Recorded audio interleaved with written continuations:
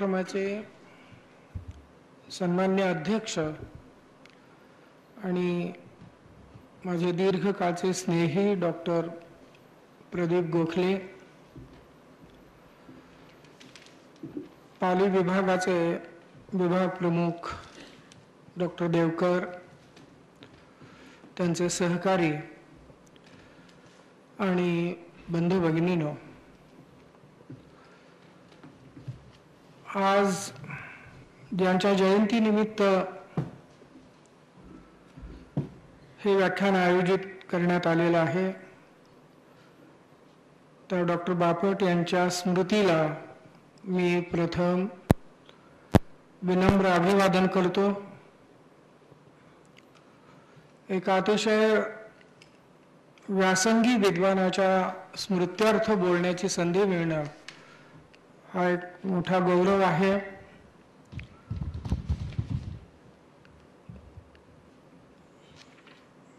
बुद्धांच्या उपदेशाला 2500 वर्ष झाल्याबद्दल भारत सरकारनं 2500 वर्षांचा बौद्ध धर्माचा इतिहास स्पष्ट करणारा जो ग्रंथ त्यांनी संपादित केला, त्यातली अनेक अवतरणं मी वेगवेगळ्या ठिकाणी उद्धृत केलेली आहेत. त्यामुळे त्यांचा व्यासंग या क्षेत्रातला किती उच्च दर्जाचा होता याची मला कल्पना आहे. आणि त्यामुळेच मी जेव्हा डॉक्टर देवकरांनी विचारलं तेव्हा अतिशय आनंदानं व्याख्यान देण्याची संमती दिली. आज माझा विषय तथागत बुद्ध एक आकलन असा आहे. मी ज्यावेळेला एक आकलन असं म्हणतोय त्यावेळेला स्पष्ट आहे की हे माझं आकलन आहे. बुद्धांच्या चरित्राविषयी, त्यांनी उपदेशिलेल्या धम्माविषयी, त्यांच्या एकूण प्रभावाविषयी मला काय वाटतं ते स्पष्ट करण्याचा मी प्रयत्न करणार आहे. वास्तविकरित्या आज मी ज्या श्रोतृ समुदायासमोर बोलतोय तो श्रोतृ समुदाय या विषयामधला अतिशय जाणकार आणि तज्ज्ञ आहे याची मला कल्पना आहे.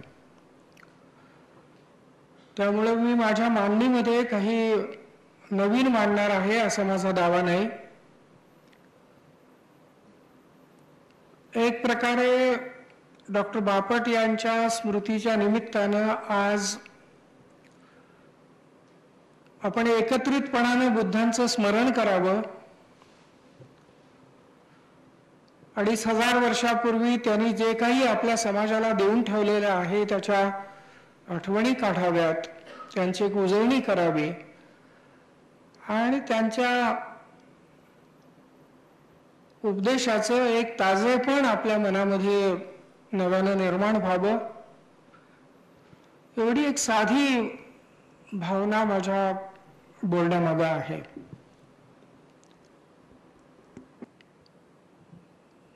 मी स्वतः ज्या वेळेला महाविद्यालयात शिकत होतो त्यावेळेला तत्वज्ञान हा माझा अभ्यासाचा एक विषय होता. त्यामुळं लहानपणी बुद्धांविषयी जे काही अगदी प्राथमिक शाळेत किंवा हायस्कूलमध्ये वाचलेलं असेल त्याच्यापेक्षा अधिक मला महाविद्यालयीन विद्यार्थी म्हणून वाचायला मिळालं. 1963 साली हा प्रत्यक्ष अभ्यासक्रमाच्या निमित्तानं बुद्धांशी माझा संबंध आला. पुढच्या काळामध्ये मी चार्वाकावर अभ्यास करत असताना चार्वाक, बौद्ध आणि जैन ही नास्तिक दर्शनं म्हणून भारतीय दर्शनांमध्ये केलेली विभागणी असल्यामुळं या 3 दर्शनांमधलं साम्य हे स्वाभाविकरित्या ध्यानात आलं. चार्वाकाचा अभ्यास करता करता मी फुले शाहू आंबेडकरी चळवळीमध्ये समाविष्ट झालो. डॉक्टर आंबेडकरांनी पुन्हा एकदा भारतीय समाजाला बुद्धांकडं वळवलं, त्याचं महत्त्व ध्यानात आलं. आणि अनेकदा असाही विचार मनामध्ये आला की डॉक्टर आंबेडकर हे काही परंपरागत पद्धतीचे विद्वान नव्हते. आधुनिक जग त्यांनी अनुभवलेलं होतं. लोकशाहीची मूल्य, विज्ञानाची मूल्य, जगात झालेल्या वेगवेगळ्या क्रांत्या, गुलामगिरीतून वेगवेगळ्या समाजांची झालेली मुक्तता, अतिशय चोखंदळ आणि चिकित्सक बुद्धिमत्ता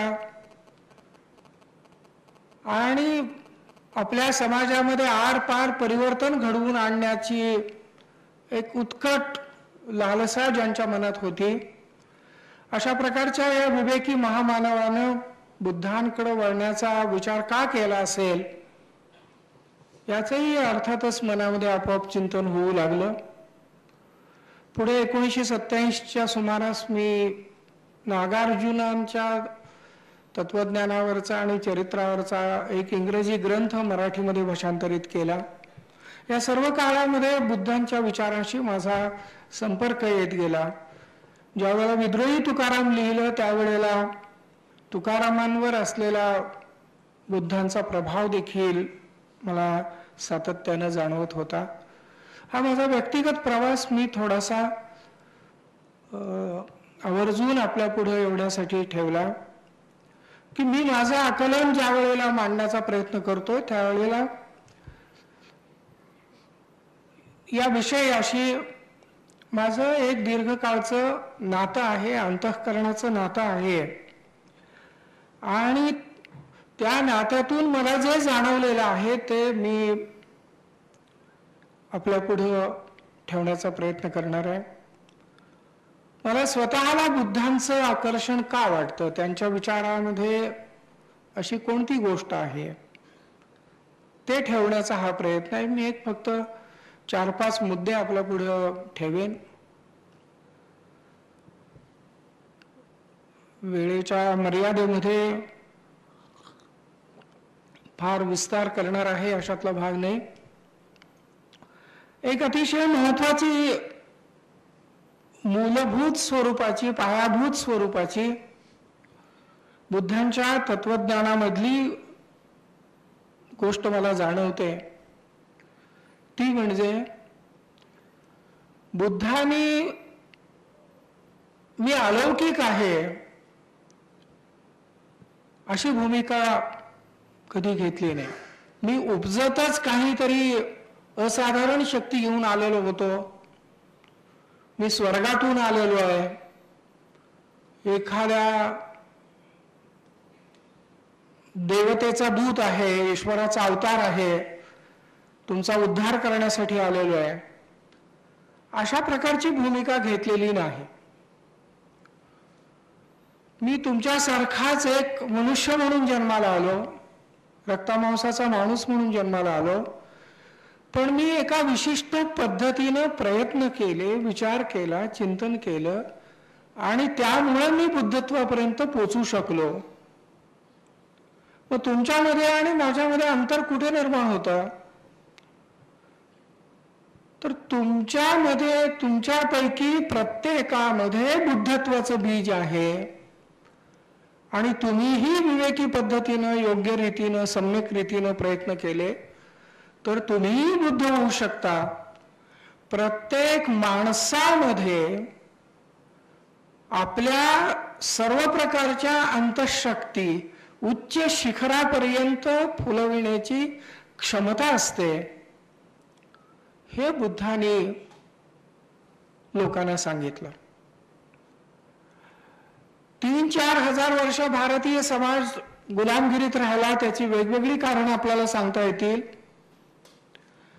एक कारण नक्की असं आहे की इथल्या सर्वसामान्य माणसाच्या व्यक्तिमत्वामध्ये निसर्गानं पेरून ठेवलेल्या ज्या अंतःशक्ती, त्या अंतःशक्ती माझ्याकडे आहेत असं भानच लोकांना येण्याची व्यवस्था नव्हती. आणि मग आपल्यामध्ये प्रचंड क्षमता आहेत हे आधी कळल्याशिवाय त्या साकार करण्याच्या दिशा माणसाला सापडू शकत नाहीत. म्हणून पहिली गोष्ट आजचं मानसशास्त्रज्ञ देखील हेच सांगत असतात की ह्या अंतःशक्ती आहेत तुमच्यामध्ये, हे कुणीतरी सांगावं लागतं. बुद्धांनी ते सांगितलं. आधुनिक काळात फुले शाहू आंबेडकरांनी या जाणीवा आपल्याला दिल्या. त्यामुळे अतिशय हलाखीत राहणारी, पिचत पडलेली, सामान्य परिस्थितीमध्ये दडपली गेलेली, एक प्रकारे आपलं स्वत्व गमावून बसलेली, माणूस पण गमावून बसलेली अशी जी माणसं, त्यांच्यामध्येच प्रचंड रूपांतर झालेलं आपल्याला दिसतं. बुद्धांचं हे मोठेपण ही मला पहिली गोष्ट त्यांच्याकडे आकृष्ट करणारी अशी झालेली आहे. म्हणून बुद्धाने स्वर्गाकडं नरकाकडं बोट दाखवणं, देवदेवतांच्याकडे बोट दाखवणं हे केलं नाही. याचं एक अतिशय महत्वाचं उदाहरण मला जे जाणवतं ते म्हणजे आपण त्यांच्या ज्या मूर्ती पाहतो त्या अनेक मुद्रांमध्ये असतात. त्यातली भूमिस्पर्श मुद्रा ही मला खास करून अतिशय महत्वाची वाटत आलेली आहे. आणि तो जो प्रसंग सांगितला जातो, भूमिस्पर्श त्यांनी केव्हा केला, तो अतिशय अर्थपूर्ण आहे असं जाणवतं.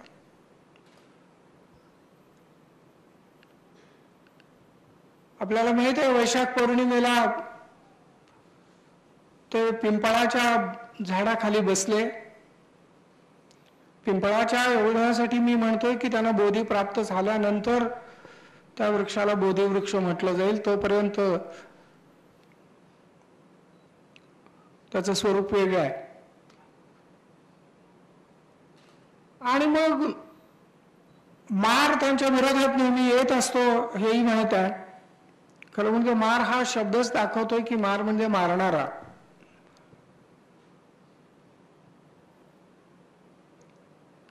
मग तो माणसाच्या आतही विकारांच्या स्वरूपात असू शकतो आणि माणसाच्या बाहेरही समाजातल्या विरोधी शक्तींच्या स्वरूपात असू शकतो.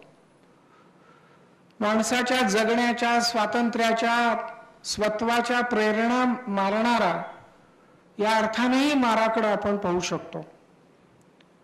बुद्धत्वाला विरोध करणारा, ज्ञानाला विरोध करणारा, प्रज्ञेला विरोध करणारा, स्वातंत्र्याला विरोध करणारा. सिद्धार्थ त्या वृक्षाखाली बसलेले असताना तो येतो आणि त्यांना म्हणतो की तू उठ इथून, तुला इथं बसण्याचा अधिकार नाही. आणि सिद्धार्थ म्हणतात मला इथं बसण्याचा अधिकार आहे. आणि दोघांच्या मध्ये वाद सुरू होतो आपल्याला माहित आहे. तो वाद सुरू होत असताना बुद्ध माझा इथं बसण्याचा अधिकार का आहे त्याची जी कारणं सांगतात त्यातली 2 कारणं मला महत्वाची वाटतात. त्यातलं एक कारण म्हणजे मी लोकांसाठी काम केलेलं आहे आणि दुसरं मी बुद्धीप्रमाणे आचरण केलेलं आहे. बुद्ध जगण्याची कोणती दृष्टी देत होते हे यातून स्पष्ट होतं असं मला वाटतं. बुद्धत्वापर्यंतच्या उंचीला पोहोचलेला जो मनुष्य आहे तो सांगतोय की इथं बसण्याचा मला काय अधिकार आहे, तर मी लोकांसाठी काम केलेलं आहे. आणि आपण बघा, आपण ज्या ज्या महामानवांच्या विषयी कमालीचे कृतज्ञ असतो, आत्यंतिक आदर त्यांच्याविषयी बाळगतो, श्रद्धा बाळगतो, नतमस्तक होतो, त्या सर्व लोकांनी व्यक्तिगत सुखोपभोग, कौटुंबिक सुखोपभोग यांच्या पलीकडे जाऊन आपलं आयुष्य लोकांसाठी झोकून दिलेलं असतं, खर्ची घातलेलं असतं. आणि तो त्यामुळे त्यांना अधिकार प्राप्त होतो. माणसाच्या हृदयामध्ये बसण्याचा अधिकार प्राप्त होतो, काळजामध्ये प्रस्थापित होण्याचा अधिकार प्राप्त होतो. बुद्ध महाराज सांगतात की मी लोकांसाठी कार्य केलेलं आहे म्हणून मला बसण्याचा अधिकार आहे आणि मी बुद्धीप्रमाणे आचरण केलेलं आहे. ही बौद्धिक स्वातंत्र्य त्यांनी जी पुढे संपूर्ण आयुष्यामध्ये कालाम सुत्त असो किंवा इतर अनेक मार्गाने बौद्धिक स्वातंत्र्याची घोषणा केली, प्रज्ञेचं महत्व सांगितलं, तेही इथं त्या संवादामध्ये आलेले आहे असं मला वाटतं.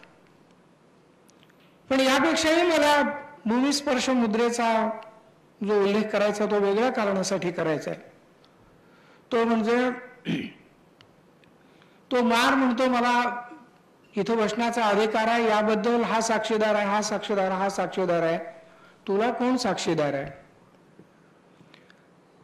त्यावेळेला बुद्धांनी म्हणजे सिद्धार्थाने असं आपण म्हणू, आकाशाकडे बोट दाखवलेलं नाही की हे आकाश मला साक्षीदार आहे.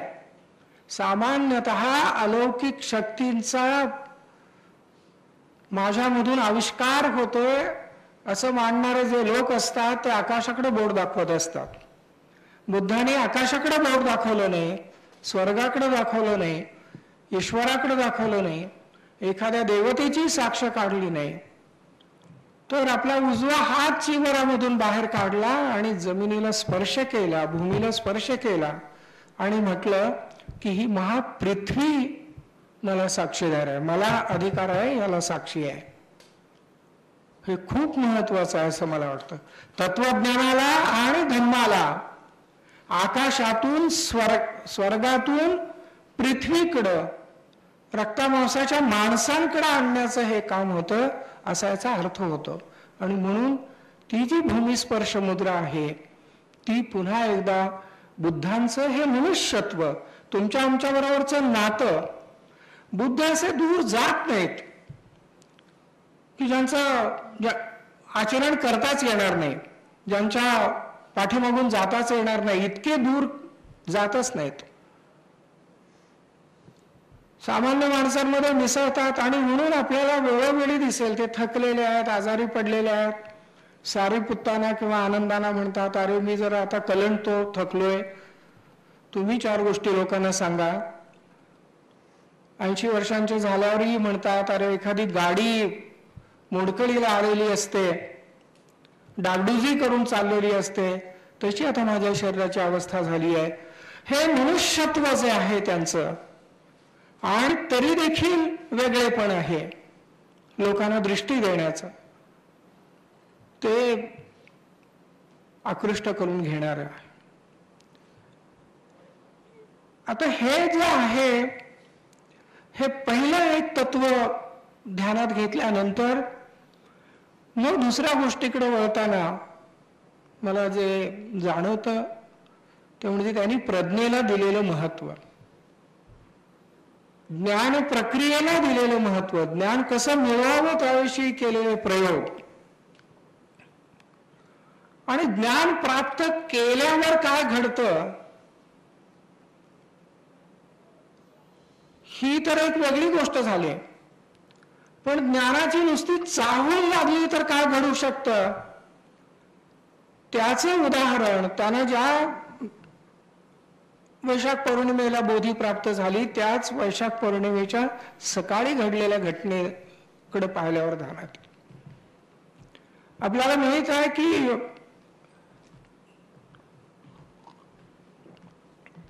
त्यांना सुजातेनं खीर दिलेली होती. त्यांच्या चरित्रातले जे 2 सगळ्यात महत्वाचे पिंडपात मानले जातात त्यातला सुजातेनं दिलेली खीर आणि आयुष्याच्या अखेरचं भोजन, ही जी खीर आहे तिची कथा आपल्या सर्वांना माहीत आहे. त्यातला एक बारकावा मला जो जाणवतो तो मी आपल्या पुढे ठेवण्याचा प्रयत्न करणार आहे.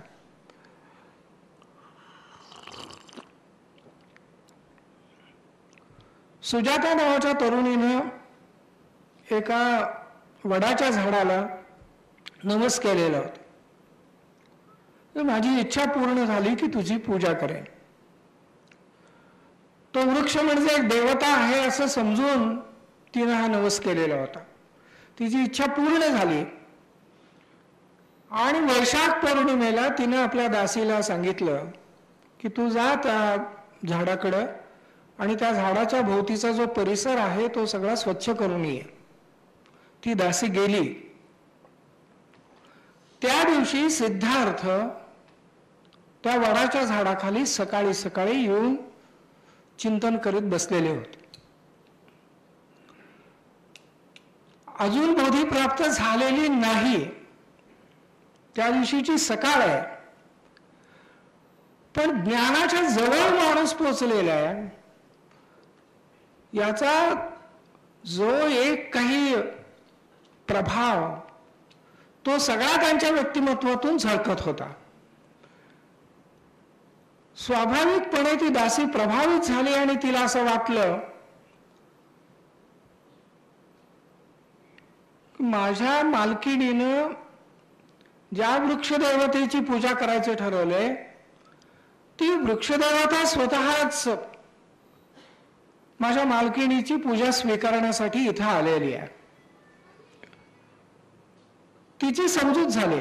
मी या गोष्टींचं समर्थन करण्यासाठी किंवा नवसाचं महात्म्य सांगण्यासाठी अजिबात सांगत नाही. ह्या गोष्टी तिची भावना आहे त्या काळातली. मला जी गोष्ट सांगायची आहे ती त्या गोष्टीजवळ मी नेमका आल्यानंतर मी सांगेन की मला इथे हे सांगायचं आहे म्हणून. ती परत गेली अतिशय आनंदानं आणि तिनं जाऊन सुजातेला सांगितलं की वृक्षदेवता साक्षात तुमची पूजा स्वीकारण्यासाठी अवतरलेली आहे. तिथे सुजातेने जी कृती केली ती माझ्या दृष्टीने खरी महत्वाची.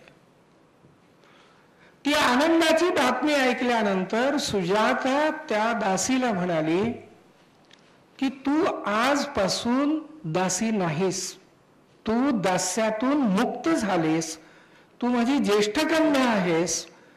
आणि तिनं आपल्या ज्येष्ठ कन्येसाठी म्हणून जे दागिने ठेवलेले होते ते तिच्या अंगावर घातले आणि तिथं त्या दासीचं नाव जे येतं ते पूर्णा असं येतं. पालीमध्ये पुण्य. पूर्णा आपल्याकडं धर्मशास्त्रांचे नावं कोणती कुणाची असावीत याविषयीचे जे नियम होते ते पाहता दासीचं नाव पूर्ण असू शकत नाही. पण इथं नाव ज्या वेळेला पूर्ण येतं त्यावेळेला त्याचा अर्थ असा की त्या क्षणी एका अपूर्ण स्त्रीचं एका पूर्ण व्यक्तिमत्वामध्ये रूपांतर झालं. एका दासीचं स्वतंत्र स्त्रीमध्ये रूपांतर झालं. आणि हे बुद्धांना बोधी प्राप्त होण्यापूर्वी पण जणू काही बोधीची चाहूल लागलेली आहे अशा क्षणी झालं. तेव्हा मला असं वाटतं की ज्ञानाची नुसती चाहूल लागली तरी माणसं गुलामगिरीतून मुक्त व्हायला सुरुवात होते. माणसांच्या अपूर्णत्वाचं पूर्णत्वामध्ये रूपांतर होतं. मग प्रत्यक्ष ज्ञान प्राप्त झाल्यानंतर काय होतं ते बुद्धांचं पुढचं सगळं आयुष्य आणि त्यानंतरचा 2500 वर्षांचा काळ आपल्या समोर आहे. ज्ञान प्राप्त झाल्यानंतर 45 वर्ष ते चारिका करत राहिले. इथलाच आणखी एक प्रसंग आवर्जून सांगावासा वाटतो. त्याच्याविषयी अनेकदा आपल्या काही साहित्यिकांच्या किंवा अभ्यासकांच्या मनात काही वेगळ्या शंका असतात. सुजातेने दिलेली खीर भक्षण केल्यानंतर बुद्धाने ते जे खिरीचं भांड ते नदीच्या पात्रात सोडून दिलं आणि ते असं म्हणाले की हे जर उलट्या दिशेने गेलं, प्रवाहाच्या विरुद्ध गेलं, तर मी आज बुद्ध होईन. जर उलट्या दिशेने गेलं नाही तर मी होणार नाही. आणि ते प्रत्यक्षात उलट्या दिशेने गेलं. याच्याकडे कसं पाहायचं? डॉक्टर बाबासाहेब आंबेडकरांनीही हे असंच नोंदवलेलं आहे. काही जणांना असं वाटतं की अवैज्ञानिक आहे, अनैतिहासिक आहे आणि म्हणून ही एक काल्पनिक कथा बाजूला सारली पाहिजे. मी स्वतः याकडं कुठल्या दृष्टीने पाहतो ते सांगतो.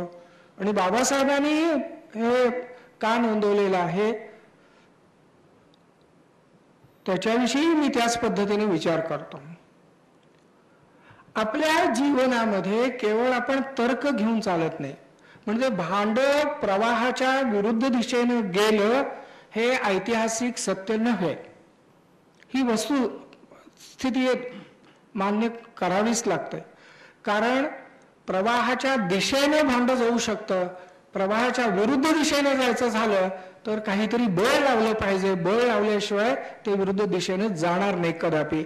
आणि बळ न लावता नुसतं असं सोडून दिलं आणि ते उलट्या दिशेने गेलं हे आपण मान्य करू शकत नाही. तेव्हा ही ऐतिहासिक घटना नव्हे हे उघड आहे.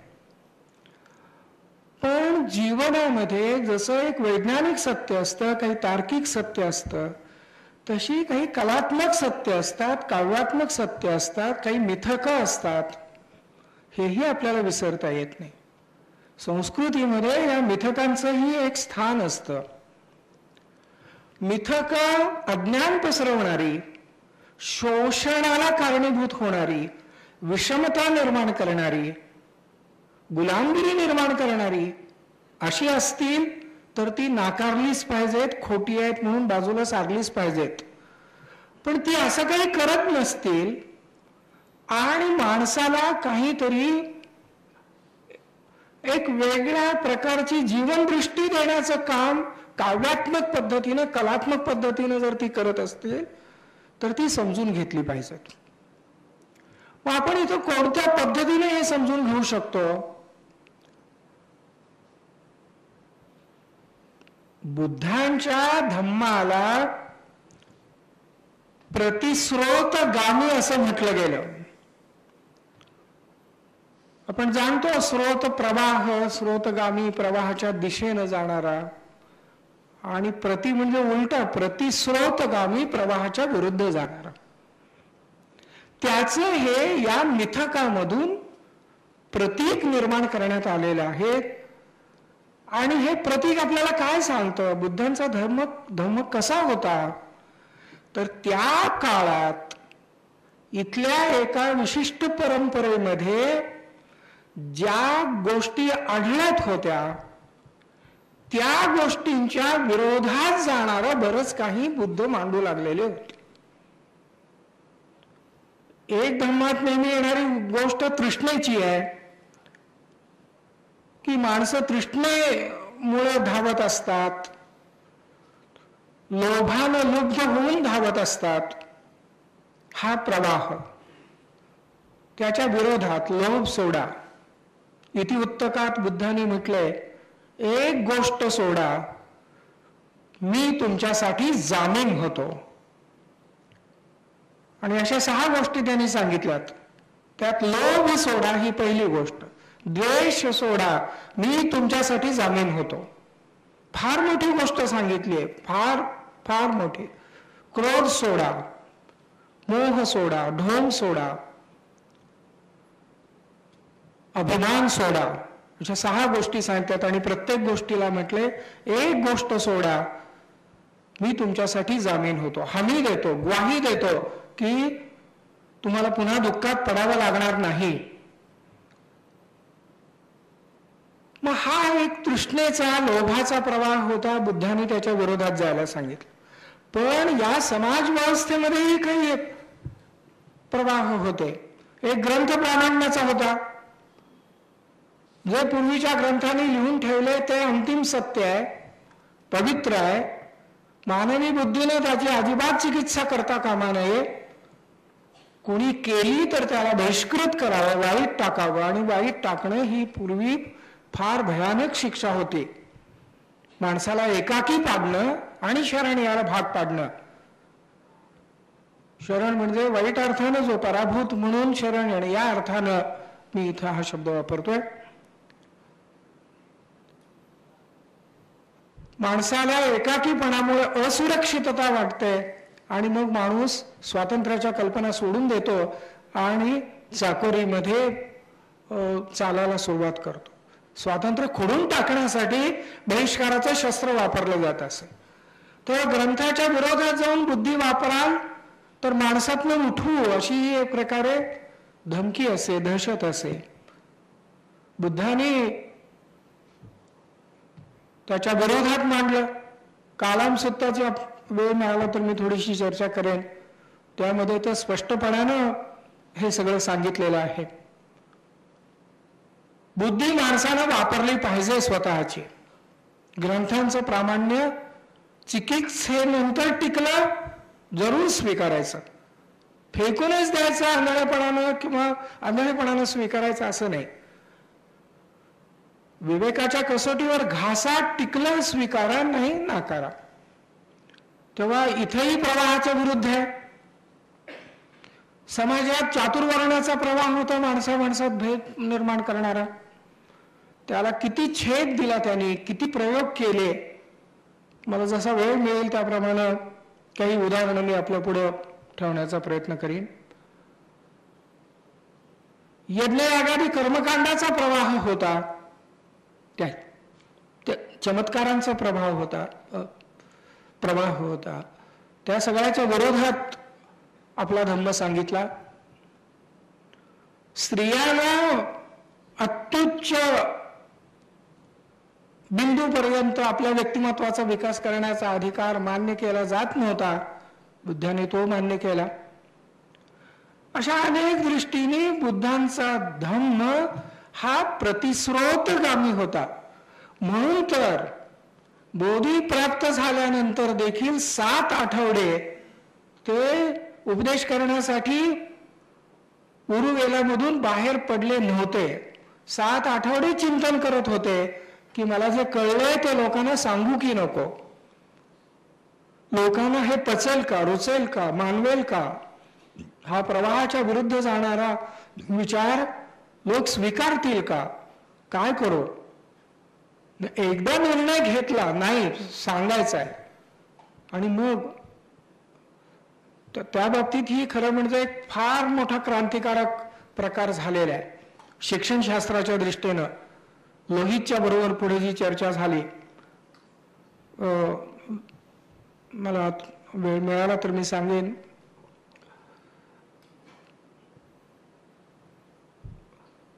तेव्हा बुद्धानं हे जे प्रवाहाच्या विरुद्ध जाणं आपल्या धम्माच्या द्वारे लोकांमध्ये रुजवण्याचा प्रयत्न केला, त्याचं एक प्रतीक म्हणून आपण या मिथकाकडे पाहावं.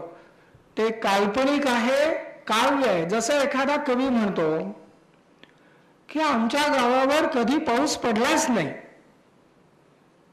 आपण असं करत नाही भूगोलाचं पुस्तक घेऊन असं कोणतं गाव आहे, कोणत्या प्रदेशात आहे, कोणत्या राष्ट्रात आहे की ज्या गावावर कधी पाऊस पडला नाही. आपण ते असं पाहतो की अरे संधींचा पाऊस पडला नाही, ज्ञानाची संधी मिळाली नाही, संपत्तीची मिळाली नाही, सत्तेची मिळाली नाही, साधन सामग्री मिळाली नाही. पाऊस हे त्याचं प्रतीक आहे हे आपण समजून घेतो. आणि हे अशा पद्धतीनं जर आपण समजून घेतलं ना तर जीवनातलं सगळं काव्य, कलांचं सगळं सौंदर्य गमावून एक वृक्ष कोरडं जीवन आपण जगायला सुरुवात करू. बुद्धांना ते अभिप्रेत होतं असं मला वाटत नाही. अर्थात ही कथा नंतर एखाद्या कवीनं, एखाद्या साहित्यिकानं रचलेली असेल हेही आपण समजू शकतो. बुद्ध प्रत्यक्ष असं म्हणाले असतील आणि ते भांडत गेले वगैरे, हे काही खरं नव्हे, हे उघडच आहे. हा सुरुवातीचा काही भाग मी ज्ञानाची चाहूल लागल्यानंतर काय घडू शकतं त्याचा ठेवताना ज्ञानाच्या बाबतीत, ज्ञान मिळवण्याच्या बाबतीत किंवा ज्ञान देण्याच्या बाबतीत कोणकोणत्या प्रकारे काळजी घ्यावी त्याविषयी त्यांनी असंख्य दृष्टांतांच्या द्वारे, युक्तिवादांच्या द्वारे, अनुभवांच्या द्वारे मांडणी केलेली आहे. त्यातला एक प्रसंग आवर्जून सांगण्यासारखा आहे. एकदा त्याला भिक्खूने विचारलं की एखादा भिक्खू जे बोलतोय ते खरं आहे की खोटं आहे हे कसं जाणायचं, कसोटी काय? बोलणारा माणूस बोलत असतो,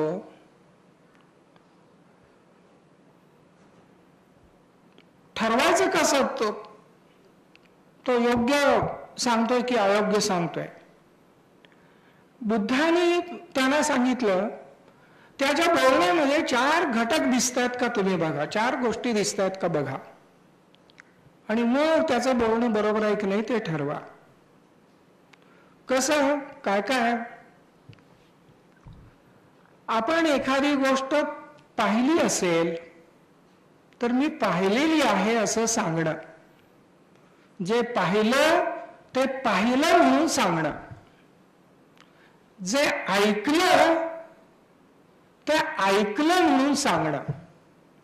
केवळ या दोहोंचा विचार केला ना तरी देखील केवळ विज्ञानात आणि तत्वज्ञानातच नव्हे तर आपल्या दैनंदिन व्यवहारात क्रांती होते. आणि म्हणून बुद्ध हे आकाशातलं तत्वज्ञान पृथ्वीवर आणणारे असं जे मी म्हटलं ते आम्हाला काहीतरी गूढ अलौकिक विद्वत्तेनं दडपून टाकणारं आणि आम्हाला काही समजव न समजव काहीतरी भव्य दिव्य आहे असं वाटलं म्हणजे झालं, असं कधी बुद्धांनी सांगण्याचा प्रयत्न केला नाही. तुम्ही त्यांचे शब्द ऐकले आणि बाहेर पडलात की प्रत्येक पाऊल टाकताना थोडी का होईना मदत होईल, प्रत्येक श्वास घेताना थोडा का होईना नेमका आधार मिळेल, अशा पद्धतीने ते उपदेश करत राहिले. पाहिलं असलं तर पाहिला म्हणून सांगा, ऐकलं असलं तर ऐकलं म्हणून सांगा.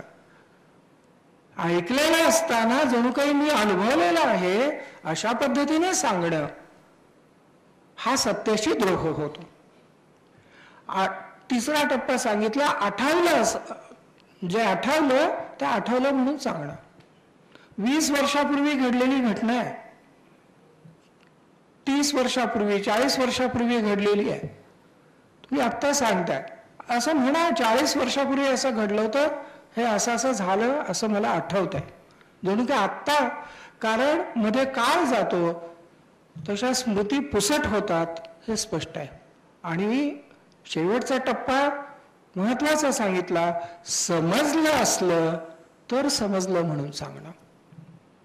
हाही टप्पा आवश्यकच आहे. एखादी गोष्ट आपल्याला समजलेली असेल तर ती निश्चयानं निर्धारानं सत्य म्हणून ही तुमच्या हिताची आहे, हिचं आचरण करा असं ठामपणानं सांगणं याची पण गरज. आता यामध्ये आपण हे तारतम्यानं वापरावं लागेल. ज्याला समजलेलं नाही तोही म्हणेल मला समजलेलं आहे, हे घडतंच. पण आपल्याला व्यवहारात माणूस बोलत असताना सांगत असताना थोडी छाननी करता येते. म्हणजे तुम्ही तो कोणत्या पद्धतीने बोलतोय त्याचा विचार करा. बुद्धांनी हे स्वतःचा विवेक, स्वतःची बुद्धी ही कसोटी महत्वाची मानली. कालाम सुत्तामध्ये देखील त्यांनी तेच केलेलं दिसतं. किंवा धम्माला एही पस्सिको हे जे विशेषण मिळालं, हे एका विशेषणामध्ये धम्माचं स्वरूप कोणत्या प्रकारचं त्यांनी ठेवलेलं होतं ते सहजपणानं स्पष्ट होतं. एही ये पस्स पहा, ये आणि पहा. ये पहा, पहा याचा अर्थ तुझ्या डोळ्याने अनुभव घे आणि तुला योग्य वाटला तर स्वीकार, नाही तर स्वीकारू नकोस. आपल्या स्वतःच्या धम्माला लोकांनी यावं आणि त्याची मुक्तपणाने चिकित्सा करावी असं त्यांनी सांगितलं. हे मानवी बुद्धीचं स्वातंत्र्य. कालाम सुत्तामध्ये आपल्याला ते अतिशय ठळकपणाने दिसतं. आपल्या सर्वांना ते जरी माहीत असलं तरी त्याची थोडीशी उजळणी करायला हरकत नाही. कालाम नावाच्या लोकांनी जेव्हा त्यांना विचारलं की आमच्याकडे वेगवेगळ्या संप्रदायाचे लोक येतात आणि सगळेजण म्हणतात माझाच संप्रदाय बरोबर, इतरांचे चुकीचे, आम्ही कुणाचं स्वीकारायचं? तर पहिल्यांदा त्यांनी एक गोष्ट सांगितली की तुम्ही प्रश्न विचारलात ते योग्य केलं. ही छोटीशी गोष्ट पण फार महत्वाची होती. कारण प्रश्न विचारणं म्हणजे धर्मद्रोह, अधर्म, धर्म बुडवणं. जे सांगितलं जात आहे ते निमूटपणाने स्वीकारायचं, ही पद्धत जिथे होती तिथे बुद्ध सांगतात प्रश्न विचार. आणि म्हणून आपल्याला दिसेल अतिशय सामान्य बुद्धीची माणसं देखील अतिशय विश्वासाने त्यांच्या जवळ येऊन प्रश्न विचारत असत. आयुष्याच्या अखेरीला शेवटचे काही क्षण उरलेले असताना सुबोध नावाचा एक सांप्रदायिक येतो. आज मला ते विस्तारानं सांगता येणार नाही, पण त्या अवस्थेमध्ये ते त्याला धम्माचा उपदेश करतात. प्रश्न विचारावेत लोकांनी. किती 20ली 25ली तरुण मुलं देखील अतिशय उर्मटपणानं, अतिशय उद्धटपणानं, उद्दामपणानं त्यांच्याशी वाद घालण्यासाठी म्हणून येत असत आणि त्यांच्याशी वाईट रीतीने वागत असत. तरी देखील त्यांनी अतिशय सौजन्यानं, अतिशय करुणेनं त्यांच्या प्रश्नांची उत्तरं दिली असं आपल्याला दिसेल. काही वेळा ते मौन बाळगत, हे खरं आहे, अर्थात त्या सगळ्याची चर्चा आता करता येणार नाही, पण तेवढं सांगून झाल्यावर मग त्यांनी पुढे सांगितलं कालामाना की एखादी गोष्ट तुमच्यापर्यंत ऐकीव माहितीवरून आली आहे म्हणून स्वीकारू नका, परंपरेने आलेली आहे म्हणून स्वीकारू नका, एखाद्या ग्रंथातून आले म्हणून स्वीकारू नका. हे सांगत असताना त्यांच्या तोंडी पिटकातून हा शब्द आहे. म्हणजे दुसऱ्याच्या केवळ धर्मग्रंथाकडे बोट दाखवायचं असं केलेलं नाही. पिटकानं अंतिम स्वरूप त्यांच्या परिनिब्बानानंतर प्राप्त झालं हे जरी खरं असलं तरी आधी त्या शब्दाचा वापर सुरू झालेला होता असं दिसतंय. एखादी गोष्ट बाहेरही आकर्षक वाटते म्हणून स्वीकारू नका, एखाद्या गोष्टीविषयी अंदाज बांधता येतोय म्हणून स्वीकारू नका. आणखी एक गोष्ट सांगितली, एखाद्या गुरुनं सांगितलंय म्हणून स्वीकारू नका, पण ते सांगताना देखील दुसऱ्या संप्रदायांच्या गुरुकडे बोट न दाखवता हा श्रमण माझा गुरु आहे एवढ्या कारणावरून स्वीकारू नका. श्रमण परंपरेतलं उदाहरण दिलं. आत्मचिकित्सा हे स्वातंत्र्याचं अतिशय महत्वाचं लक्षण ते बुद्धांच्या चरित्रात वारंवार दिसते. त्यांची असंख्य उदाहरणं आपल्याला दाखवता येतील. आणखी एक फार महत्वाची गोष्ट सांगितलेली होती की एखादा वक्ता बोलतोय आणि तुमच्या मनात एक भूमिका आधीच तयार झालेली आहे, तुमचं काही मत आहे आणि तुमची जी भूमिका आहे, तुमचं जे मत आहे त्याच पद्धतीचं वक्ता बोलतोय, एवढ्या कारणानं स्वीकारू नका. हे फार उंचीवर घेऊन जाणार आहे. या विचाराच्या उंचीची कल्पना करणं, त्याचा अंदाज बांधणं देखील अवघड आहे. आपलं नेहमी काय घडतं, व आपल्या मनातल्या भूमिकेला अनुकूल असं वक्ता बोलत असला की आपलं मन सुखावतं, माझं बरोबर आहे, मी योग्य मार्गावर आहे, आपला स्वाभिमान सुखावतो. बुद्धांचं सांगणं असं आहे की ह्या कारणाने जर तुम्ही स्वीकारलं, समजा तुमचं मत भ्रमावर आधारलेलं असलं, गैरसमजावर आधारलेलं असलं, अज्ञानातून निर्माण झालेलं असलं आणि वक्ता तेच बोलत असला, तर वक्ता तुम्हाला सत्याकडे घेऊन जाणार नाही, तुमचा भ्रम बळकट करणार. म्हणून त्याची देखील चिकित्सा करा. तुम्ही प्रवाहात असं भावनेच्या वाहून जाऊ नका. म्हणून हे सगळं चिकित्सा करा, एवढ्या कारणाला स्वीकारू नका. म्हणजे नाकाराच असं सांगितलेलं नाही, एवढ्या कारणाला स्वीकारू नका. पण मग केव्हा स्वीकारा?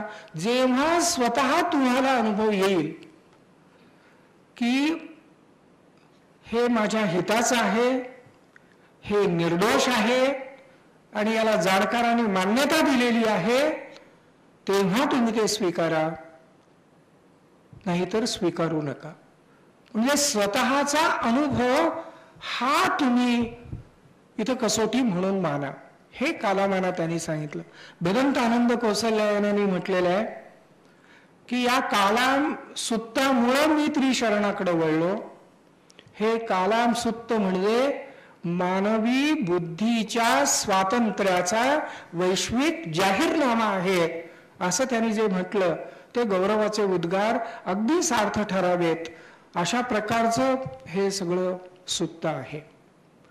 हे बौद्धिक स्वातंत्र्य. खरं या सगळ्या त्यांच्या बौद्धिक स्वातंत्र्याचं जर सार सांगायचं असलं ना, तर अंबठ्ठ नावाच्या एका विरोधी परंपरेतल्या तरुणाबरोबर त्यांचा जो संवाद झालेला होता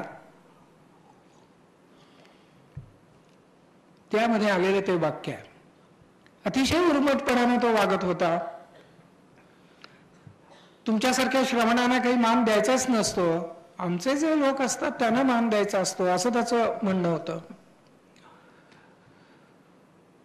त्यावेळेला त्यांनी एक वाक्य उच्चारले, अरे अंबठ्ठा, छोटीशी चिमणी देखील आपल्या घरट्यात स्वच्छंदपणानं चिवचिवते.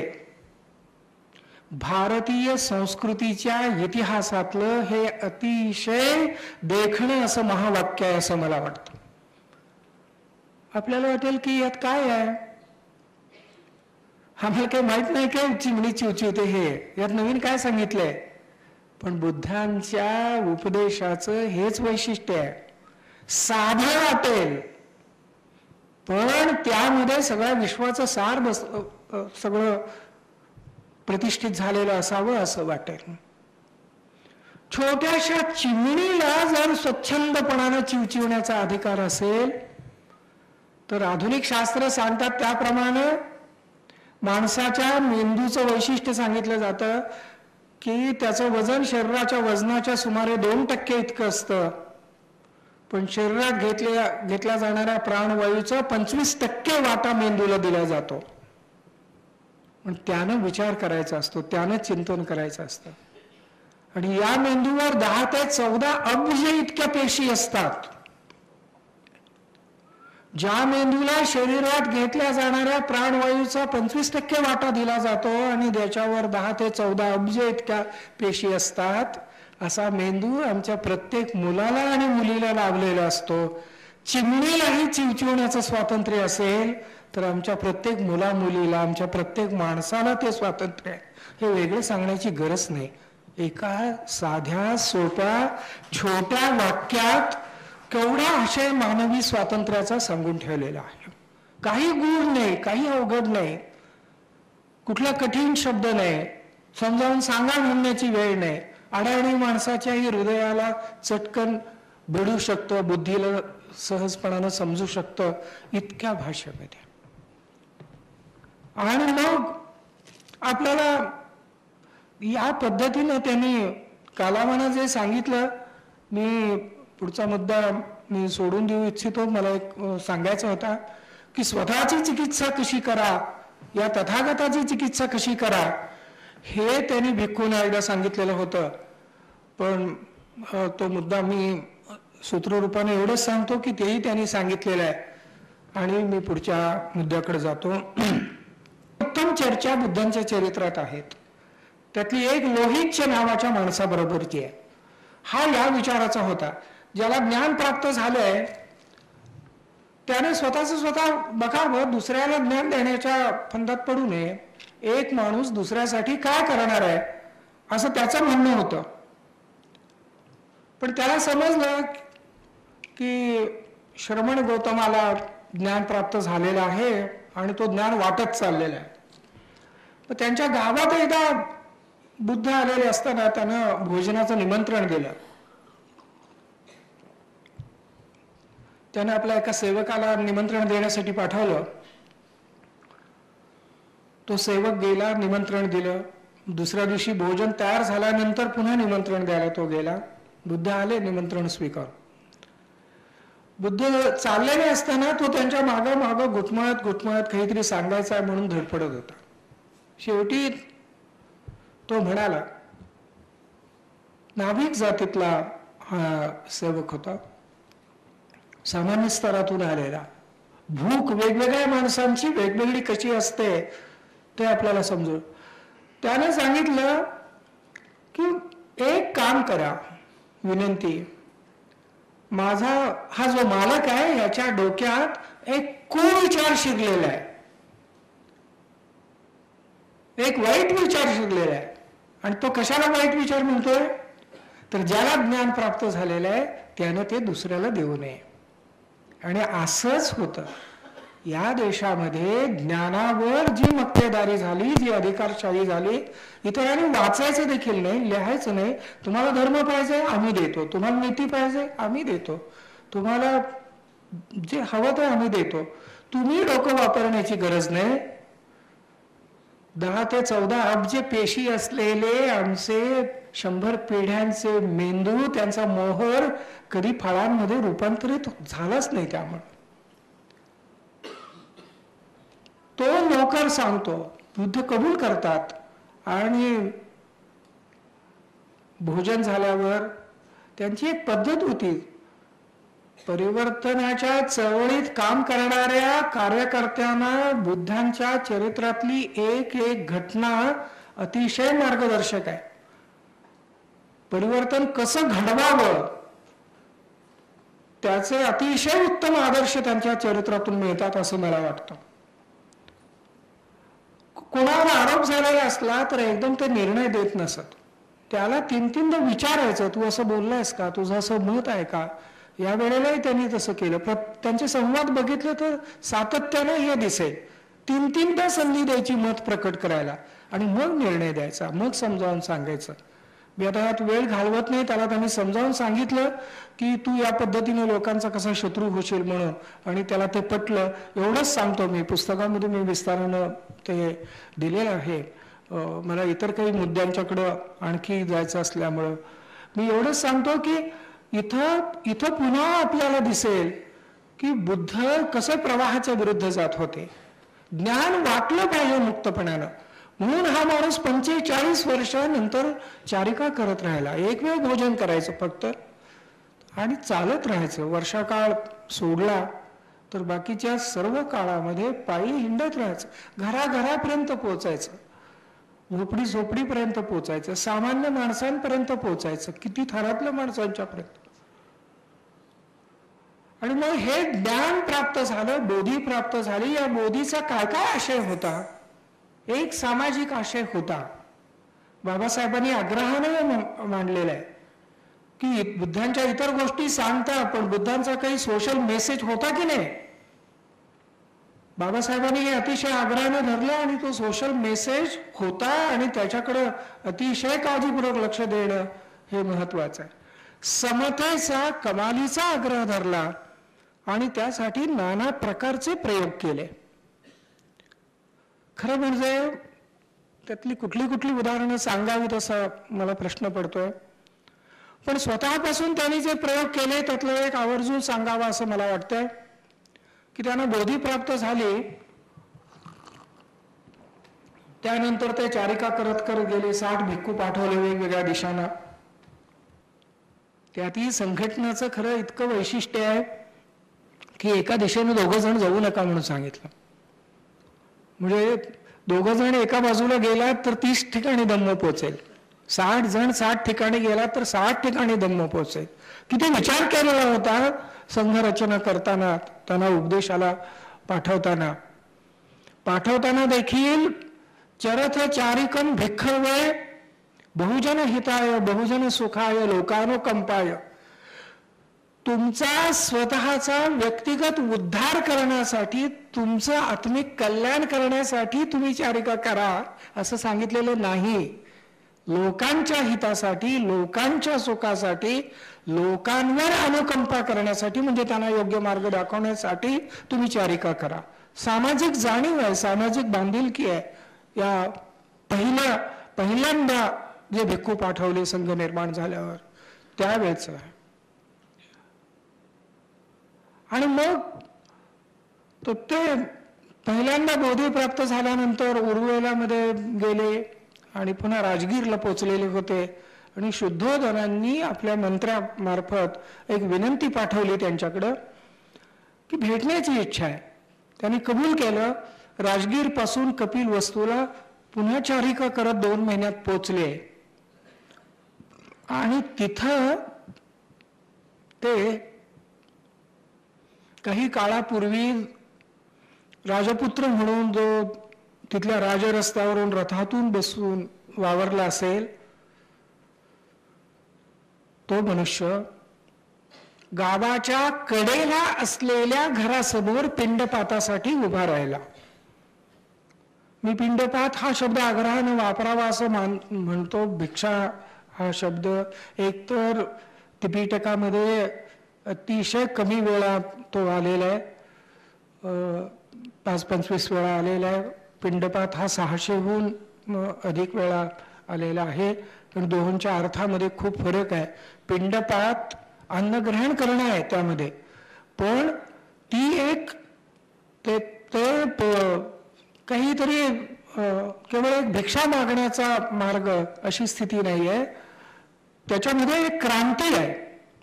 गावाच्या कडेला असलेल्या घरासमोर उभे राहिले आणि हा जो पिंडपात असे तो सपदान पिंडपात, म्हणजे मधलं घर चुकवायचं नाही. हे अमक्याचं आहे, हे तमक्याचं आहे म्हणून मी इथनं घेणार नाही असं नाही. सलगपणानं जायचं, जे कोणाचंही असो.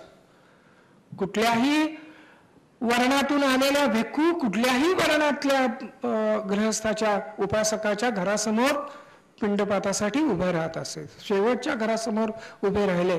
बातमी कळली, शुद्धोधन अस्वस्थ झाले. आपलं पोरगं आपली अब्रू घालवतंय असं त्यांना वाटलं स्वाभाविकपणानं. धावत पळत आले आणि ते म्हणाले, काय चालवलंय आपण हे? आपल्या या सगळ्या भिक्खूंना आम्ही भोजन देऊ शकत नव्हतो काय? बुद्धाने दिलेलं उत्तर हे भारतीय समाज व्यवस्थेतले गुंते सोडवण्याचं एक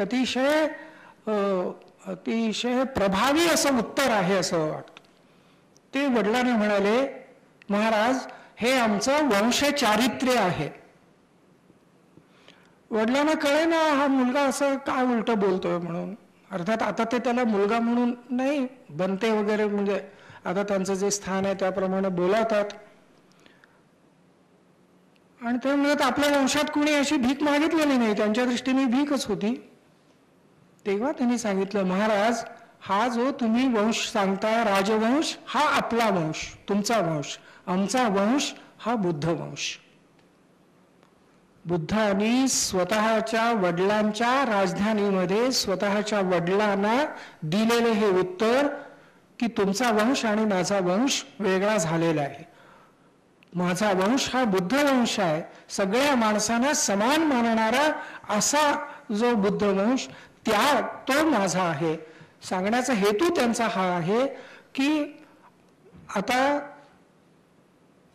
माणूस कुठे जन्माला आला हे आमच्या दृष्टीनं महत्वाचं नाही. माणसाचं शील काय आहे, चारित्र्य काय आहे हे महत्वाचं आहे. आणि मग हे इतरांच्या बाबतीत किती प्रयोग त्यांनी केले. उपालींचं अतिशय विख्यात उदाहरण आहे.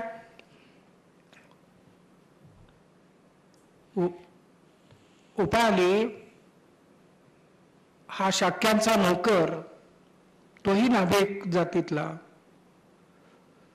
ज्या वेळेला आनंद वगैरे 6 भाऊ संघामध्ये सामील व्हायला आले त्यावेळेला तोही बरोबर होता. मी ती सगळी कथा आता घटना विस्ताराने सांगत नाही, त्याचा सार सांगतो. त्याचा जो आशय आहे तो, उपाली ज्या वेळेला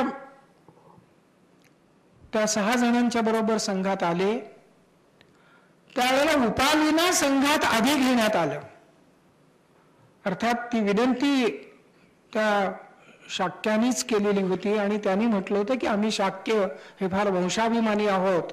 तेव्हा उपालींना नाही बनते वगैरे म्हणजे आता त्यांचं जे स्थान आहे त्याप्रमाणे बोलावतात आणि ते म्हणत आपल्या वंशात कुणी अशी भीक मागितलेली नाही, त्यांच्या दृष्टीने भीकच होती. तेव्हा त्यांनी सांगितलं महाराज हा जो तुम्ही वंश सांगता राजवंश हा आपला वंश तुमचा वंश, आमचा वंश हा बुद्ध वंश. बुद्धांनी स्वतःच्या वडिलांच्या राजधानीमध्ये स्वतःच्या वडिलांना दिलेले हे उत्तर की तुमचा वंश आणि माझा वंश वेगळा झालेला आहे. माझा वंश हा बुद्ध वंश आहे, सगळ्या माणसांना समान मानणारा असा जो बुद्ध वंश तो माझा आहे. सांगण्याचा हेतू त्यांचा हा आहे की आता माणूस कुठे जन्माला आला हे आमच्या दृष्टीने महत्वाचं नाही, माणसाचं शील काय आहे, चारित्र्य काय आहे हे महत्वाचं आहे. आणि मग हे इतरांच्या बाबतीत किती प्रयोग त्यांनी केले. उपालींचं अतिशय विख्यात उदाहरण आहे.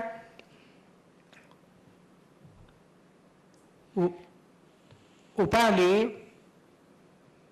हा शाक्यांचा नोकर, तोही नाभिक जातीतला. ज्या वेळेला आनंद वगैरे 6 भाऊ संघामध्ये सामील व्हायला आले त्यावेळेला तोही बरोबर होता. मी ती सगळी कथा आता घटना विस्ताराने सांगित नाही, त्याचा सार सांगतो. त्याचा जो आशय आहे तो उपाली ज्या वेळेला त्या 6 जणांच्या बरोबर संघात आले त्यावेळेला उपालींना संघात आधी घेण्यात आलं. अर्थात ती विनंती त्या शाक्यानीच केलेली होती आणि त्यांनी म्हटलं होतं की आम्ही शाक्य हे फार वंशाभिमानी आहोत, तेव्हा उपालींना आधी घ्या. उपालींना आधी संघात घेण्याचा परिणाम काय झाला, ते ज्येष्ठ भिक्खू झाले.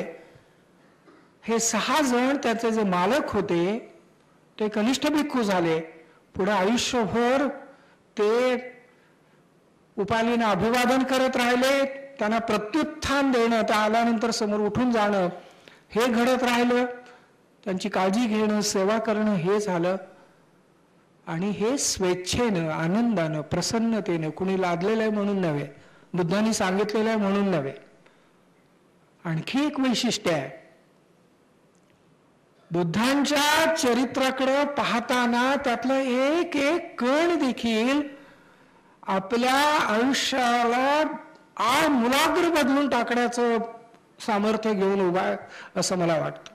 की आपल्याला काय मिळते त्यातनं. एखाद्या तरुणाला, आपल्यापेक्षा लहान असलेल्या भिक्खूला देखील अभिवादन करताना कमीपणा वाटणार नाही, कारण तो भिक्खू आहे म्हणून. पण तो भिक्खू अनोळखी म्हणून आलेला असला तर, जो आधीच्या क्षणापर्यंत आपला नोकर होता, आपल्याला मुजरे घालत होता, आपण हाक मारल्याबरोबर पळत येत होता, त्यालाच पुढे आयुष्यभर अभिवादन करत राहणं, त्यासाठी माणसानं स्वतःला आरपार बदलून घेतलं पाहिजे, आरपार बदलून घेतलं पाहिजे. जगाकडे नुसती बोटं दाखवली नाही सांगा. आपल्या परिवर्तनाच्या चळवळीतल्या कार्यकर्त्यांनी हे शिकण्यासारखं आहे, घेण्यासारखं आहे की आपण इतरांशी, कार्यकर्त्यांशी, आपल्यापेक्षा लहान असलेल्यांशी कसे वागतो, कसे बोलतो, कोणती वागणूक देतो. आणि हे बुद्धांनी लादलेलं असतं तर बुद्धांच्या परिनिब्बाणानंतर उपाली बाजूला फेकले गेले असते. उपालीने गुणवत्ता किती वाढवली. गुणवत्तेच्या बाबतीत मी नेहमी म्हणतो, संधी अधिक प्रयत्न बरोबर गुणवत्ता. समाजाने प्रत्येक व्यक्तीला पराकाष्ठेचे फुलण्याची संधी दिली पाहिजे आणि एकदा संधी मिळाल्यावर त्या व्यक्तीनं पराकाष्ठेचे कष्ट करून त्या संधीचं चीज केलं पाहिजे, जसं बाबासाहेबांनी केलं. उपालीने केलं, गुणवत्ता आपली वाढवली. किती वाढवली. बुद्धांच्या नंतर आपल्याला माहित आहे हे सुत्त पीठक अधिकृत झालं.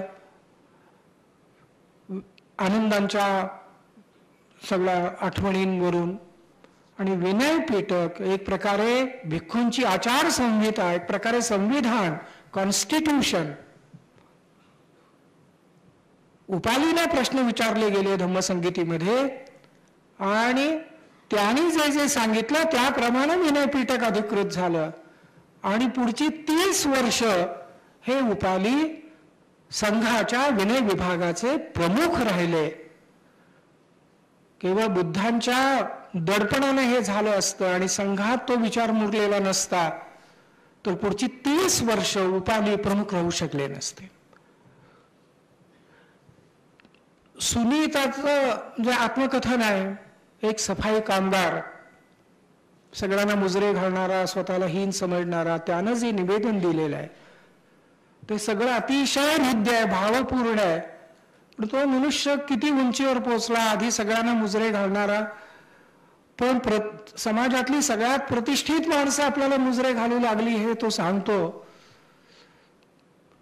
मी अगदी संक्षेपानं त्याचा हा उल्लेख केलेला आहे. फक्त तिथली मला एक गोष्ट सांगायची आहे की ज्या वेळेला हा सफाई कामगार असलेला, अगदी हलकं काम करणारा असा मूळचा, तो ज्या श्रेष्ठ भिक्खू झाला, आदरणीय भिक्खू बनला, त्यावेळेला तो सांगतो शेवटी की समाजातले प्रतिष्ठित लोक मला अभिवादन करू लागले हे बघून बुद्धांनी एक स्मित केलं. हे स्मितही भारतीय संस्कृतीच्या क्षितिजावरचं अतिशय सुंदर आणि अर्थपूर्ण स्मित. ह्या स्मितातून बुद्धाने काय दाखवलं? अरे मला नेमकं हे हवं होतं. माणूस कुठे जन्माला आलाय हे महत्वाचं नाही, त्याचं शील काय आहे, त्याचं वर्तन काय आहे, त्याची गुणवत्ता काय आहे, त्यानं काय कष्ट केलेत, कोणत्या उंचीवर तो पोहोचलेला आहे हे महत्वाचं आहे. हे त्या एका स्मितातून किती कृतज्ञतेनं उपालीनं नव्हे सुनीताने ते मांडलेलं आहे.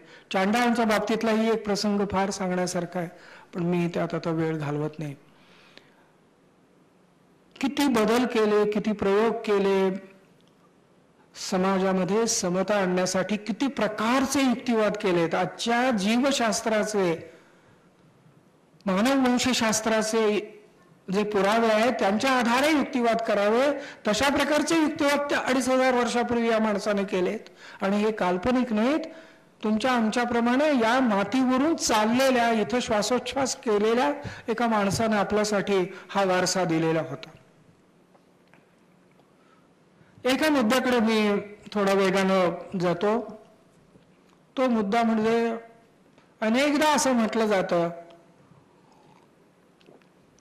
की बुद्धांनी आमच्या समाजामध्ये नैराश्य आणलं, वैफल्य आणलं, घरदार सोडायला सांगितलं, सगळा उपदेश भिक्खूंच्यासाठी, आणि त्यामुळे आमच्या समाजाचा पराभव झाला. खरं म्हणजे बुद्धांनी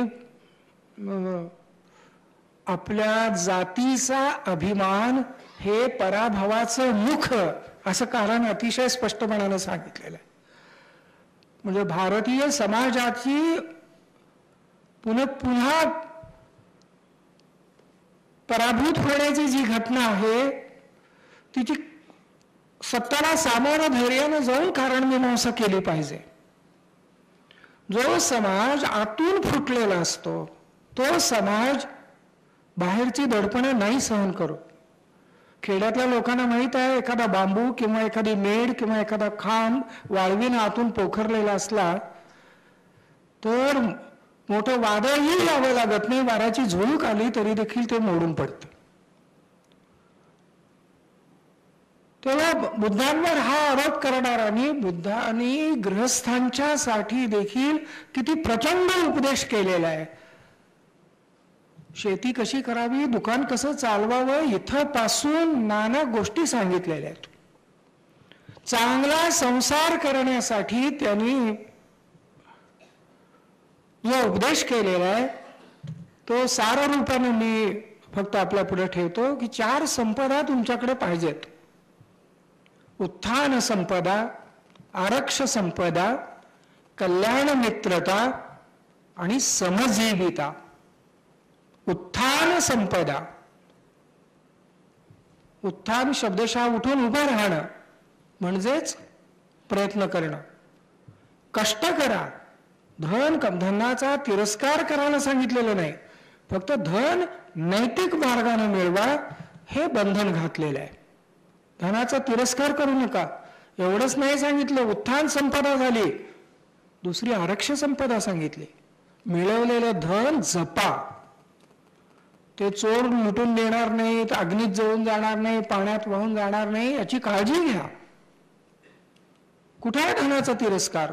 ऐहिक जीवनाचा तिरस्कार नाही, उलट ऐहिक जीवनच स्वतःचं आणि स्वतःच्या सहवासात येणाऱ्या सर्वांचं निकोप आनंदानं कसं भरेल याचा सगळा उपदेश.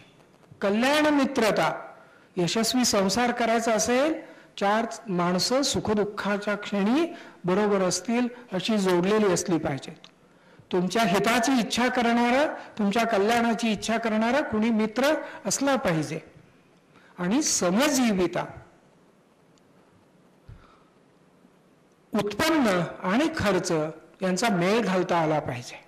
आणि दोन्ही गोष्टी सांगितल्यात, दृष्टांतही दिलेत, मी ते सांगणार नाही, पण समजीवितेचं असं सांगितलं की उत्पन्न कमी आहे आणि खर्च जास्त करताय, उधळपट्टी करताय.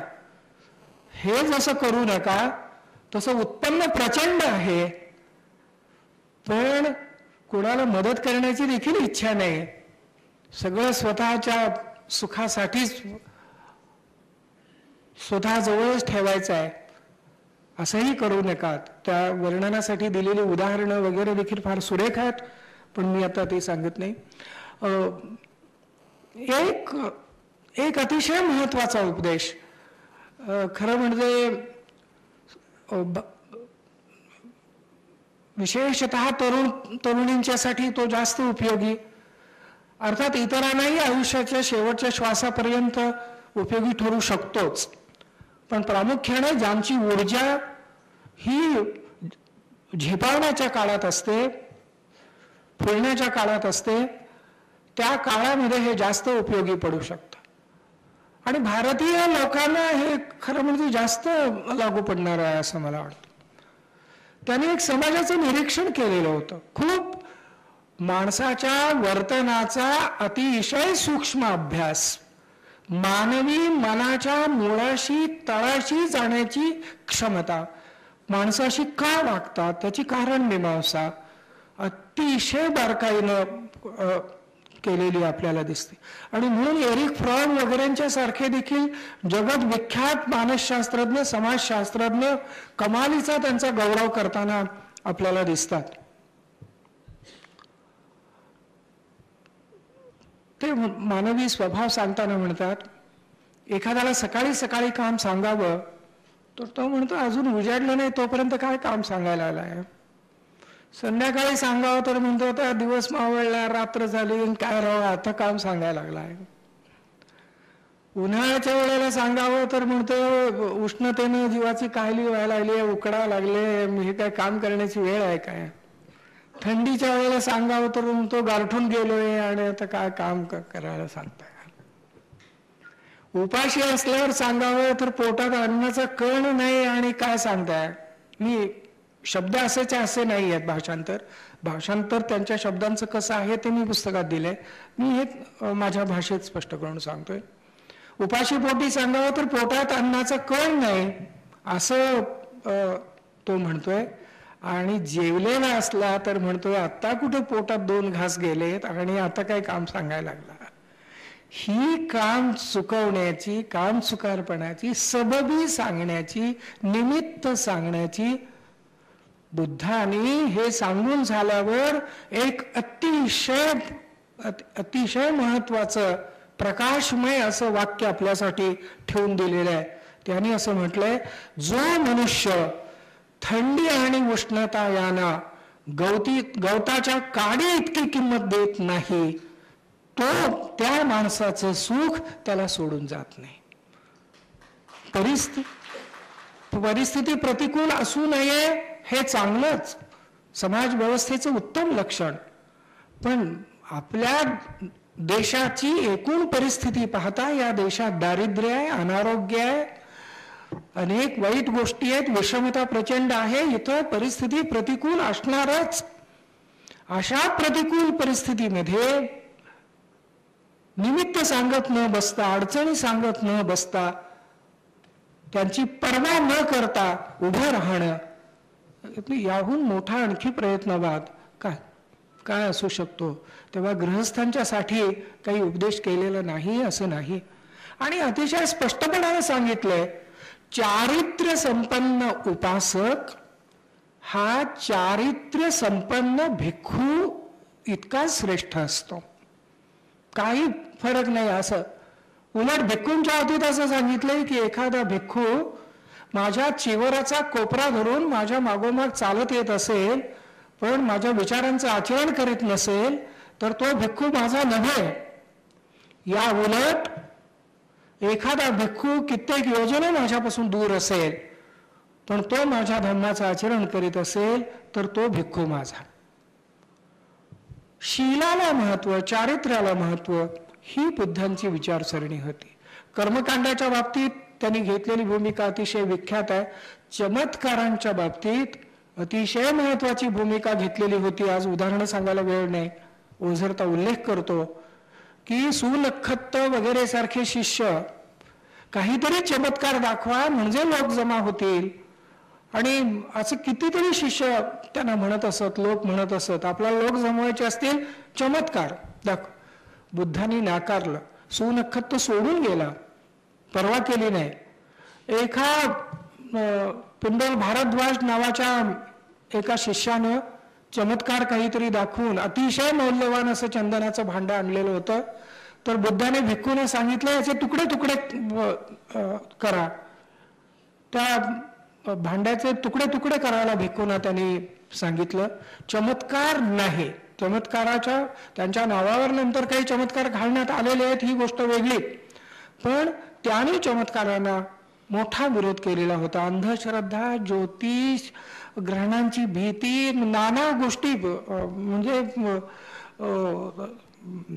दीघनिकायच्या सुरुवातीला पहिल्या सूत्रातच अतिशय विस्तारानं ह्या गोष्टी नोंदवण्यात आल्याचं आपल्याला दिसतं. तेव्हा ह्या कर्मकांडाच्या बाबतीत, चमत्कारांच्या बाबतीत त्यांनी या प्रकारची जी भूमिका घेतलेली होती तिचा ओझरता उल्लेख करून मी पुढच्या मुद्द्याकडे जातोय. तो म्हणजे स्त्रियांच्या बाबतीत घेतलेली भूमिका. तीही मी आज विस्तारानं आपल्या पुढे ठेवणार नाही, पण ते एक प्रसंग आवर्जून नोंदवतो.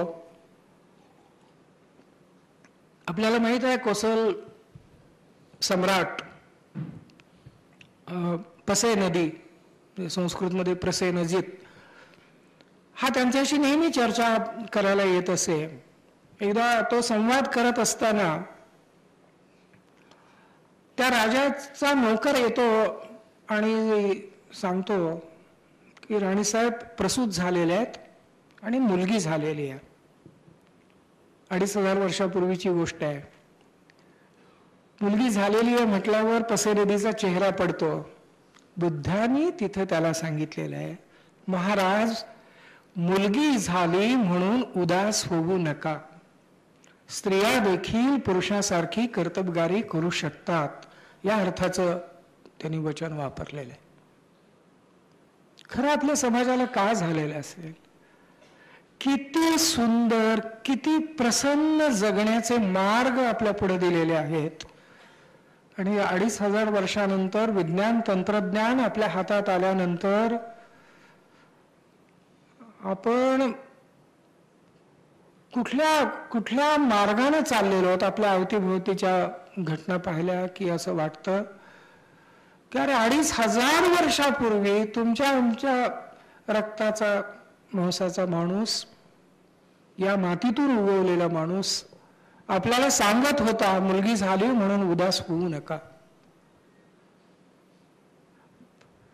स्त्रियांच्या म्हणजे 73 भिक्खुनींनी आपले अनुभव गाथांमधून मांडले, थेरी गाथा. काही भिक्खुनी किती आत्मविश्वासाने उभ्या राहिलेल्या होत्या त्याची काही उदाहरणं आहेत. एकदा एक भिक्खुनी सुंदर शरीरानं एका झाडाखाली एकटीच उभी होती. मार तिला म्हणतो, मूर्ख आहेस का? तुला बदमाशांची भीती वाटत नाही का एकटी अशी उभी राहिलेली आहेस? ती म्हणते, असे हजारो बदमाश आले तरी माझ्या शरीरावरचा एक केस देखील थरथरणार नाही. हा आत्मविश्वास भिक्खुनींच्या मध्ये त्या वातावरणामध्ये निर्माण झाला. त्यांनी प्रजापती गौतमींना संघामध्ये स्वीकारताना काय झाले वगैरे आज तो विषय विस्ताराने मांडावा इतका वेळ नाही आहे. माझ्या पुस्तकामध्ये अतिशय विस्ताराने मी त्याची चर्चा केलेली आहे. कोसंबींनी त्या बाबतीत बरंच मांडलेलं आहे, बाबासाहेबांनी मांडलेलं आहे.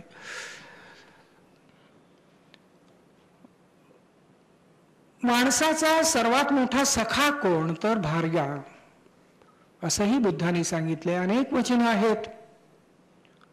तेव्हा मी आपल्या पुढे काही गोष्टी ठेवण्याचा प्रयत्न केला. 3-4 गोष्टी प्रामुख्याने बुद्धांच्या चरित्रातल्या मला ज्या महत्वाच्या वाटत होत्या त्या मी आपल्या पुढे ठेवलेल्या आहेत. एक म्हणजे त्यांनी स्वतःला कधी स्वर्गातून आलेला देवदूत वगैरे मानलेलं नाही.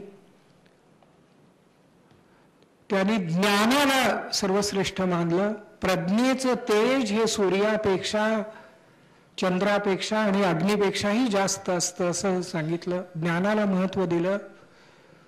सगळी माणसं समान आहेत हे प्रत्यक्ष कृतीनं प्रयोगाने दाखवून दिलं. उपासकांनाही ऐहिक जीवन अतिशय सुंदर रीतीनं, आनंददायक रीतीनं जगण्याचा मार्ग दाखवून दिला. कर्मकांडाला, चमत्कारांना विरोध केला. स्त्रियांचे अधिकार मान्य केले. इतक्या सगळ्या अंगाने. आणि मग यामध्ये अनेक बारीक सारीक तपशील आहेत. आणि हे इतक्या उत्तम रीतीने सांगितलं म्हणून आजही 2500 वर्षानंतर जगभर बुद्धांची गरज वाटू लागलेली आहे. केशरी धम्मानंद नावाच्या भिक्खूंनी अतिशय सुंदर वर्णन बुद्धांचं केलेलं आहे. The most fragrant flower of the human race, मानव वंशावर उमललेलं सर्वात सुगंधी फूल, असं बुद्धांचं वर्णन त्यांनी केलेलं आहे. स्वामी विवेकानंदांसारख्या आपल्या पुढे त्यांची एक वेगळी प्रतिमा आहे. सगळी प्रतिमा खरं म्हणजे विवेकानंदांची आपल्या पुढे आलेली नाही. बुद्धांचा अतिशय गौरव त्यांनी केलेला आहे. अगदी आद्य शंकराचार्य आणि बुद्ध यांची तुलना करून बुद्ध किती अधिक उंचीवर आहेत ते अतिशय विस्ताराने त्यांनी दाखवून दिलेले आहे. आणि त्यांनी असं म्हटलंय, oh, if I had only 1 drop of that strength. बुद्धांची जी शक्ती तिचा एक थेंब मला मिळाला असता तर किती चांगलं झालं असतं असं त्यांनी म्हटलेलं. The sanest philosopher the world ever saw, its sanest and best teacher, जगाने पाहिलेला सर्वात विवेकी तत्ववेत्ता, जगाचा सर्वात विवेकी, सर्वात शहाणा आणि सर्वात उत्तम असा शिक्षक हे विवेकानंदांसारख्याने केलेलं आहे. आणि मग आपल्याला डॉक्टर बाबासाहेब आंबेडकरांना बुद्धांचं आकर्षण का वाटलं असेल आणि भारतीय समाजाला पुन्हा एकदा तिकडे वळवण्याचा त्यांनी का प्रयत्न केला असेल त्याचा उलगडा होऊ शकतो. कोसंबींसारख्याने अर्थात प्रयत्न केलेले होते. इतर अनेकांनी देखील त्या प्रकारचे प्रयत्न केले. हे इतके सगळे विचार सांगितल्यानंतर माझ्या व्याख्यानाचा समारोप करताना मला एका मुद्द्याविषयी थोडंसं बोलायचं आहे. तो मुद्दा म्हणजे खूप बुद्धांनी सांगितलं, कोणत्याही विषयावरचं कोणताही एक कण घेतला तरी खूप होतं. खरं म्हणजे माझं तर अतिशय स्पष्ट मत आहे, त्यांची समजावून सांगण्याची शैली आणि त्यासाठी त्यांनी वापरलेले अतिशय सोपे पण अतिशय मार्मिक असे दृष्टांत शेकड्यानी आहेत. यातले कोणतेही 10 दृष्टांत आमच्या समाजातल्या शिक्षकानं नीट समजून घेतले आणि त्याचा आपल्या अध्यापन पद्धतीमध्ये उपयोग केला तर त्या शिक्षकाची शिक्षक म्हणून उंची मोजता येणार नाही इतकी वाढू शकते. अशा प्रकारचे दृष्टांत आहेत. अशा अतिशय सोप्या भाषेत समजावून कसं सांगावं याचं अतिशय विलक्षण उदाहरण बुद्धांच्या चरित्रातून आपल्याला मिळतं. असंख्य गोष्टी आहेत. कितीही काळ आपण त्याची चर्चा करत राहिलो तर संपणार नाहीत. पण त्याने हे सगळं सांगत असताना एका गोष्टीला अतिशय महत्त्व दिलं. कोणत्या गोष्टीला? इंग्रजीमध्ये असं म्हणतात, knowledge is power but knowledge isn't power unless it is applied. ज्ञान ही शक्ती आहे पण ती कृतीत उतरवली नाही, आचरणात आणली नाही तर तिचा काही उपयोग नाही. आणि या आचरणाचं किती महत्व, बुद्धांनी स्वतःला किती अलिप्त करून घेतलेलं होतं, त्यांनी धम्माला किती उंचीवर नेलेलं होतं. धम्माचा उपदेश करताना भिक्खूंना ते असं म्हणाले, अरे एखादा मनुष्य नदी ओलांडण्यासाठी तराफा तयार करतो, पैलतीराला पोचतो, पैलतीराला पोचल्यावर तो तराफा डोक्यावर घेऊन जात नाही पुढं, तो तराफा तिथं सोडून देतो. त्या तराफ्याला चिकटून बसायचं नाही. तुम्ही या धम्माला चिकटून तर बसणार नाही ना, याचा अर्थ आपण ध्यानात घेतला पाहिजे. धम्माला चिकटून बसणं याचा अर्थ त्याची चाकोरी बनवणं, त्याचा संप्रदाय. बुद्धांना धम्म प्रवाही हवा होता. म्हणून तर आयुष्याच्या अखेरीला आनंदाने त्याने सांगितलं होतं, माझ्या माघारी मी जो धम्म सांगितलाय त्यात बारीक सारीक बदल करावंसं वाटले तर ते करण्याचा संघाला अधिकार आहे. माझं एक अक्षर देखील बदलायचं नाही अशा प्रकारचा त्यांचा दुराग्रह नव्हता. हे त्यांचं वेगळेपण. स्वतःला फार आलं म्हणून सिद्धार्थम शरणम गच्छामी नाही सांगितलेलं, गौतमम शरणम गच्छामी नाही सांगितलं, बुद्धम शरणम गच्छामी. सिद्धार्थम म्हटलं असतं एक व्यक्ती झाली असती, गौतमम म्हटलं असतं फार तर एक घराणं झालं असतं. बुद्ध ही एक अवस्था आहे, प्रज्ञेच्या सर्वोच्च बिंदूपर्यंत पोचण्याची अवस्था आहे. त्या अवस्थेला शरण. बुद्धम ही शरणम गत्वा ते ज्ञानम शरणम गताः असं एका महाकवीनं म्हटलेलं आहे. ते बुद्धाला शरण गेले म्हणजे ज्ञानाला शरण गेले. आणि शरण या शब्दाचा मूळ अर्थ पालीतलं शरण घर असा अर्थ आहे, आधार. स्वतःच्या घरामध्ये माणसाला जशी सुरक्षितता वाटते तशी इतरत्र वाटत नाही. म्हणून घर हे शरण.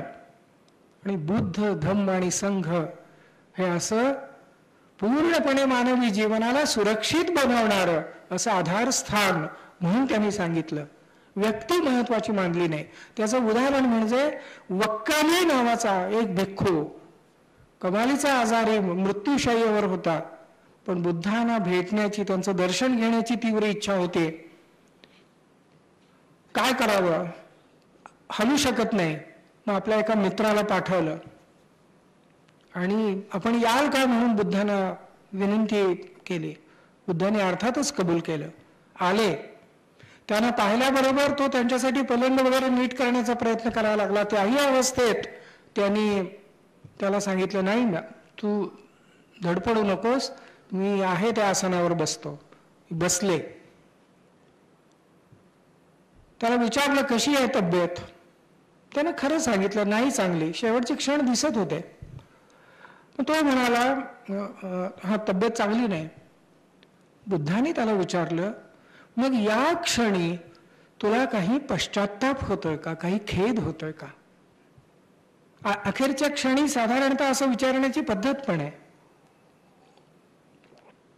तो म्हणाला फार खेद होतोय. अर्थात खेद होणं, पश्चाताप होणं म्हणजे काहीतरी चुकलंय म्हणून ते विचारतात, काही शीलभंग झाला तुझ्या हातून आणि त्याचा तुला आता पश्चाताप होतोय का. तो म्हणाला नाही. माझ्या हातून शीलभंग वगैरे झालेला नाही, पण फार दिवसापासून आपलं दर्शन व्हावं ही इच्छा होती, पण हे शरीर साथ देत नव्हतं, याचा खेद होतोय. मग त्याला म्हणायचं होतं की खरं म्हणजे मी आपल्याकडे यायला पाहिजे होतं, आपल्याला माझ्यापर्यंत येण्याची तसदी दिली, याचा मला खेद होतोय. बुद्धाने काय सांगितलं? बुद्ध म्हणाले, अरे वक्कली, हे शरीर पाहून तुला काय लाभ होणार होता? जो धम्माला पाहतो तो मला पाहतो. आचरण, विचार, मी व्यक्ती म्हणून नाही महत्वाचा, माझं शरीर म्हणून तर सुरुवातीला 500 वर्षाजवळ मूर्ती ज्या बनत नव्हत्या, बोधिवृक्ष किंवा स्तूप यासारखी प्रतीकं सुरुवातीच्या काळात बुद्धांच्या बाबतीत होती. त्याचं कारण हेच होतं, बुद्धाने स्वतःला फार व्यक्ती म्हणून अलिप्त ठेवलेलं होतं. कोणीही यावं आणि केलेल्या नियमामध्ये काहीतरी त्रुटी आहे म्हणून दाखवून द्यावं, आणि ते पटलं, बदलण्याची तयारी, हा लवचिकपणा, सातत्यानं मी सांगितलंय म्हणजे अंतिम, हा अहंकार नाही, म्हणून ज्ञानाला खऱ्या अर्थानं मुक्त करण्याचं काम त्यांनी केलेलं आहे असं म्हणता येतं. आणि आयुष्याच्या अखेरचा एक प्रसंग सांगून मी माझं हे बोलणं संपवणार आहे. आपल्याला माहित आहे 2 चाल वृक्षांखाली त्यांची शय्या अंथरलेली होती, आणि अगदी शेवटचे क्षण जवळ आलेले होते. त्यानंतर फक्त छोटे छोटे 2-3 प्रसंग आहेत. एक आनंदाशी काही बोलण्याचा, सुभद्राला उपदेश करण्याचा, आणि अखेरीस भिक्खूंशी बोलण्याचा.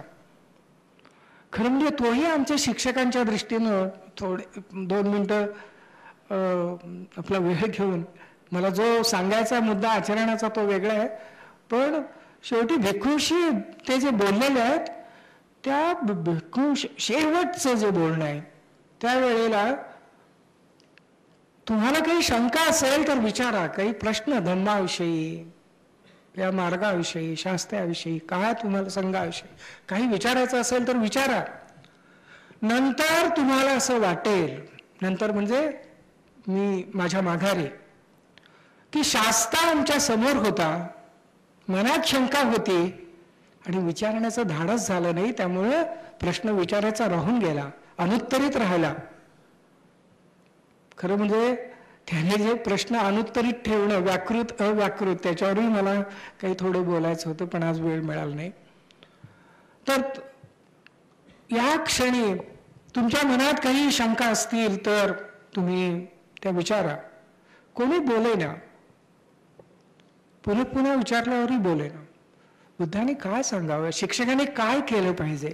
खेड्यापाड्यातली मुलं आमच्या समोर येतात, बोलण्याची हिंमत नसते, मागच्या बाकावर बसतात, प्राचार्यांच्या पर्यंत कसं जायचं, कसं बोलायचं, शिक्षकांना कसा प्रश्न विचारायचा, किती दडपण असतात मेंदूवर, मनावर, बुद्धीवर. बुद्धाने सांगितलं, तुमच्यापैकी एखाद्याच्या मनात शंका आहे पण त्याची हिंमत होत नाही विचारण्याची, त्याने शेजाऱ्याला सांगावं, माझा हा प्रश्न आहे, तू विचार म्हण. त्याने विचारावं, त्याला दडपण वाटण्याचं काही कारण नाही, कारण तो प्रश्न त्याचा नाही. म्हणजे कुणी हसलं, कुणी चुकलेलं आहे म्हटलं, काही झालं तरी त्याच्यावर काही आरोप नाही, असं सांग.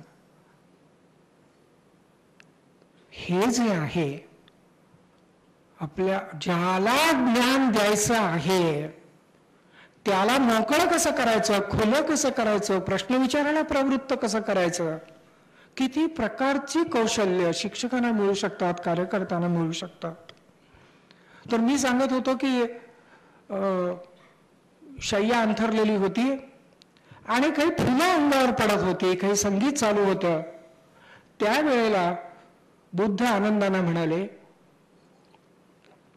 आनंदा, ही फुलं अंगावर पडतायत, हे संगीत चालू आहे, पण हा माझा खरा सत्कार नव्हे.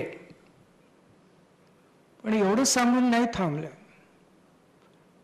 हा माझा खरा सत्कार नव्हे असं म्हणाले, पण पुढे त्याने सांगितलं, एखादा भिक्खू, एखादी भिक्खुनी, एखादा उपासक, एखादी उपासिका यांच्यापैकी कोणी माझ्या धम्माचं आचरण करीत असेल तर तो माझा सत्कार. आणि केवळ तेवढेच सांगितलं नाही, त्याने असं वाटलं की तो माझा सत्कार असं म्हणून जर मी थांबलो तर ह्यांच्या मनात कदाचित ते मुरणार नाही, वळवाच्या पावसासारखं ते निघून जाईल. आतपर्यंत गेले पाहिजे, काळजाला भिडले पाहिजे, त्यांच्या वर्तनात उतरलं पाहिजे, जीवनात आलं पाहिजे. मग काय केलं? असं सांगितलं की अरे कुणी धम्माचं आचरण करीत असेल तर तो माझा सत्कार, तो माझा गौरव, तो माझा सन्मान, ती माझी पूजा, ती माझी परमपूजा करून माझ्याविषयी व्यक्त केलेला आदर. कशाला महत्व? आचरण हे महत्वाचं आहे. बुद्धांनी या आचरणाला महत्व दिलं, कृतीत येणं. धम्म हा जीवनात उतरणं, आणि तो जर उतरला तर माणूस स्वतः आनंदी होऊ शकतो आणि आपल्या सहवासात येणाऱ्या, संपर्कात येणाऱ्या सर्वांना आनंद देऊ शकतो. एक समाज व्यवस्था आर पार बदलून टाकण्याचं एक अतिशय उत्कट असं सामर्थ्य त्याच्या अंगी येऊ शकतं. मी हे सगळं आज डॉक्टर बापट यांच्या स्मृत्यर्थ आपल्याशी संवाद साधण्याच्या पद्धतीनं मांडलं. मी म्हणालो त्याप्रमाणे एक उजळणी होती. ह्या सगळ्या गोष्टी आपल्याला माहीत आहे, त्याची मला कल्पना आहे. पण हे कशासाठी बोलायचं? मी स्वतः ज्या वेळेला बोलतो त्या पाठीमागं माझा एक स्वार्थ असतो असं मला नेहमी वाटतं. तो स्वार्थ असा की बुद्धांच्या विचारांचं स्मरण करणं हे स्वतःचं विशुद्धीकरण करण्याची एक संधी असते.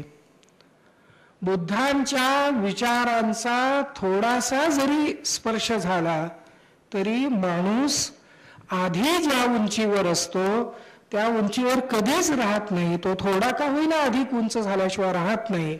हे बुद्धांच्या विचारांचं सामर्थ्य आहे. तो आनंद घेता यावा, तो अनुभव घेता यावा, या स्वार्थापोटी मी आपल्याशी हा संवाद साधलेला आहे. आपण अतिशय शांत वातावरणामध्ये मला बोलण्याची संधी दिलीत. मी आपले अंतःकरणपूर्वक आभार मानतो, संयोजकांचे आभार मानतो आणि थांबतो.